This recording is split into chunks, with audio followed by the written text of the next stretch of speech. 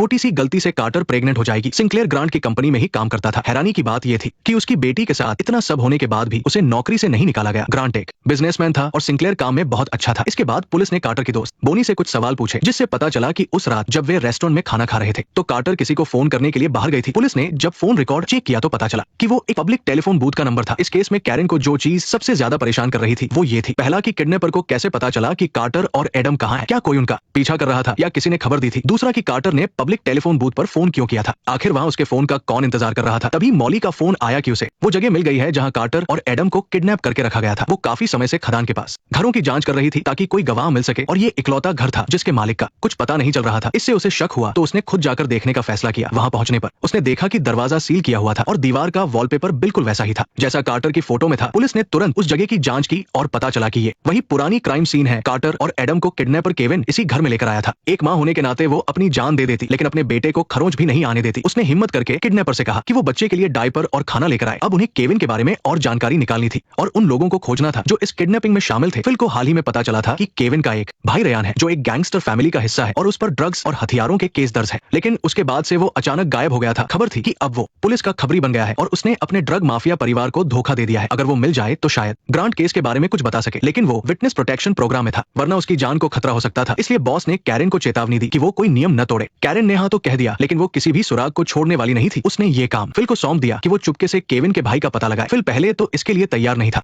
इस बीच नए ऑफिसर को कार्टर की ड्राइंग बुक में एक अहम सुराग मिला। उसमें हाथों की कई क्लोजअप तस्वीरें बनी थी। हाथ पर बने टैटू से लग रहा था कि ये सब एक ही इंसान के हैं और पुलिस की नजर में जितने भी लोग थे उनमें से किसी का भी हाथ ऐसा नहीं था।